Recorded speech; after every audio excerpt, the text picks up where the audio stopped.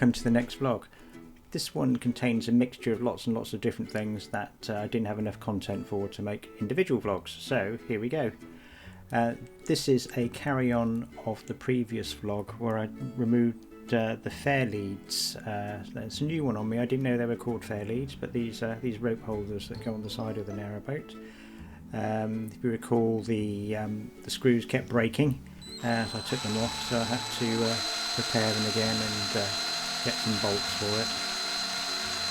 So just after painting the boat and filling all the holes up, got some M6 stainless steel bolts, and did my least favourite task of tapping the holes, which I really don't enjoy at all.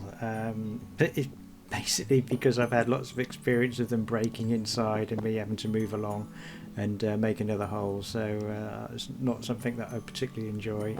But actually I found out that the bigger the taps, the easier it is, so that's good. Yeah, just some sealant going on. Looking very concentrated again here. I must work on my facial expressions. People who pass me in the street must want to cross over. Yeah, I've got a little bit of rubber to go underneath as well, just to keep the metals separate. Yeah, all very technical.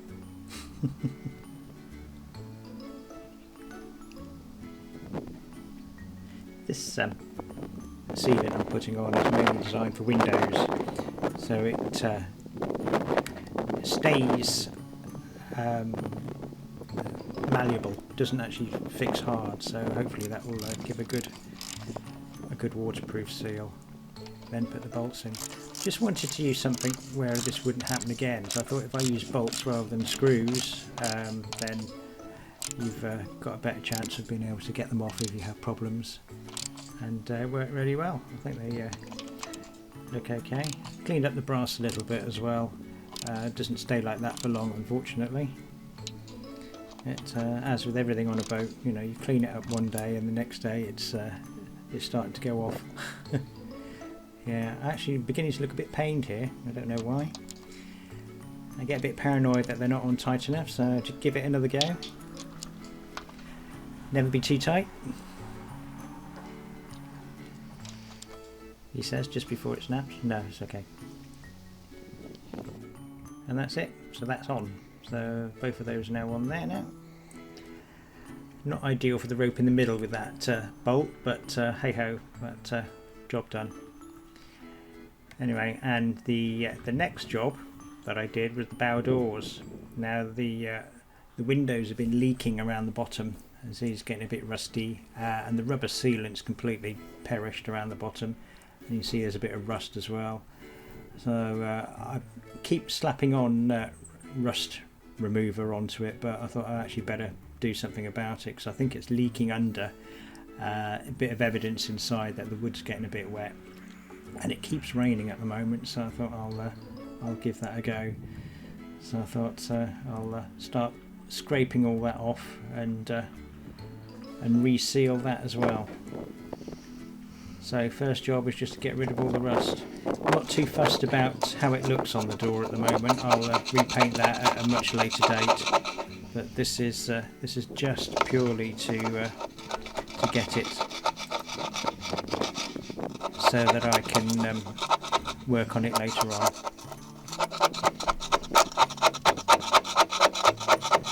See, it's all very precision.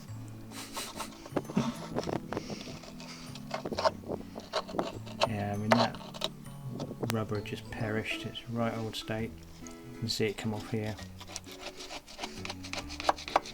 It gets a bit of a beating on the outside of the boat.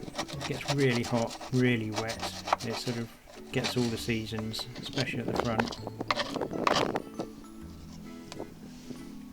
This is just a damage limitation exercise, really, just to stop it getting any worse inside.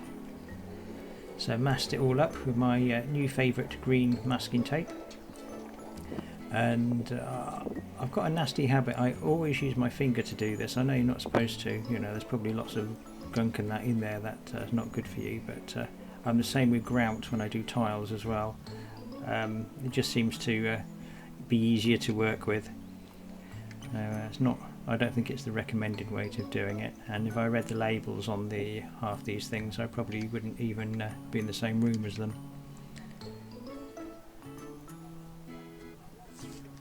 Okay, so that's all done. And now the moment of truth, remove it while it's still wet. It's not perfect, but it's certainly a lot better than it was, and it will certainly keep the window sealed nicely.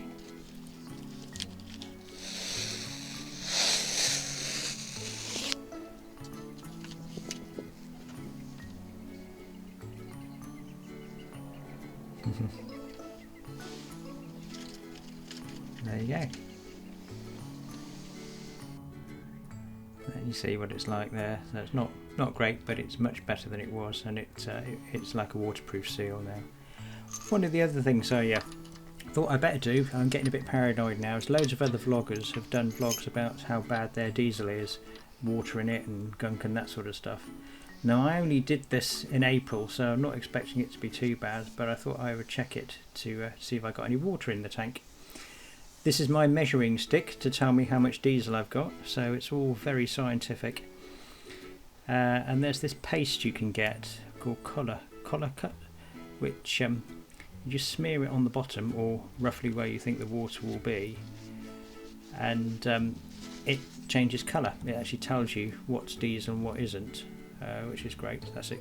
Cooler cut, that's the one. I just got it off Amazon or eBay or something like that.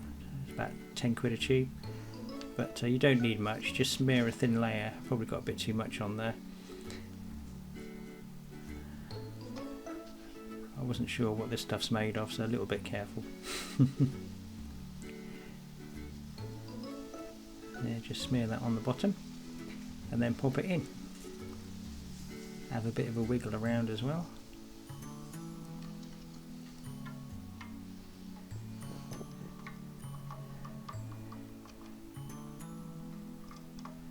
Okay, and then when you take it out, orange is no water.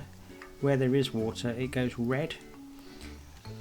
And I'll just wipe this down. But if you notice, on the very bottom of this, there's a tiny bit of red, probably a few millimeters. I don't know if you can see that. So there's a tiny bit in there, but not enough to worry about.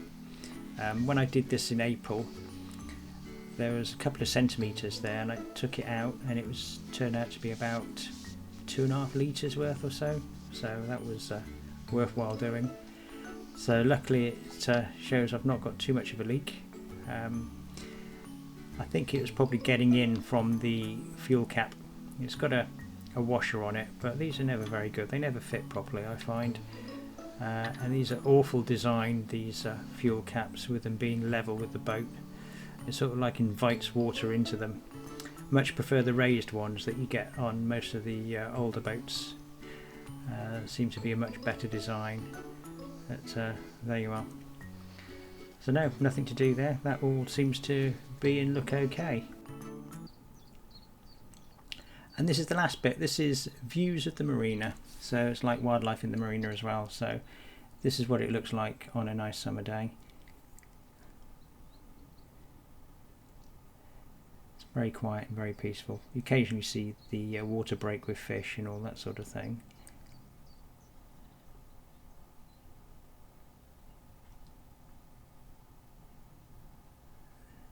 See, there is actually no sound there at all.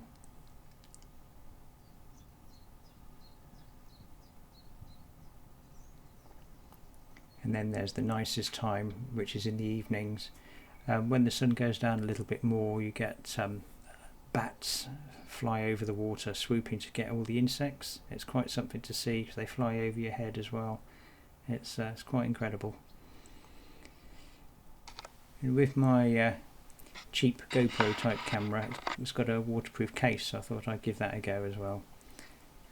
In the marina, the water seems to be clearer than in the canal, so I thought I'd try and see what we can see under there. So Really strange, because as you look around there's loads and loads of bubbles coming up, but you don't see that on the surface at all. I don't know where they all go. A few little fish there. There are bigger fish in the marina, but we didn't see any while I was filming. But the water is very clear. This was on the hottest day of the year, so that was nice.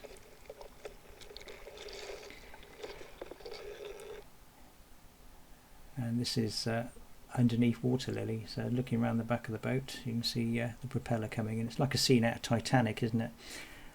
See the fish hiding under there, and the propeller still looks intact, so that's good. Always nice.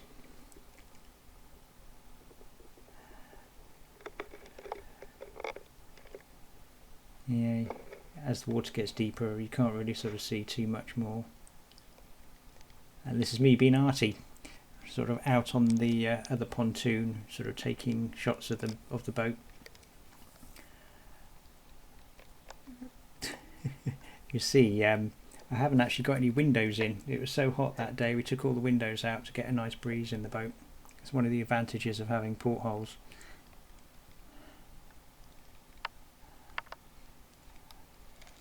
There she is. Yeah, I thought I'd film this. There's spiders which attack the boat whenever we're not there, and this one had done this massive web, really thick as well, which goes across onto the right here. And I'm sort of wondering why I bother using rope, because the spiders will hold the boat on its own, I think, with this. It was actually quite difficult to get rid of it. But yeah, they always seem to sort of mock up when you're not there. And typical of a morning here, as you look out the window or the swan hatch, you see a load of ducks tapping and waiting for anything you've got. Anyway, that's it. Thanks for watching. Cheers. Bye bye.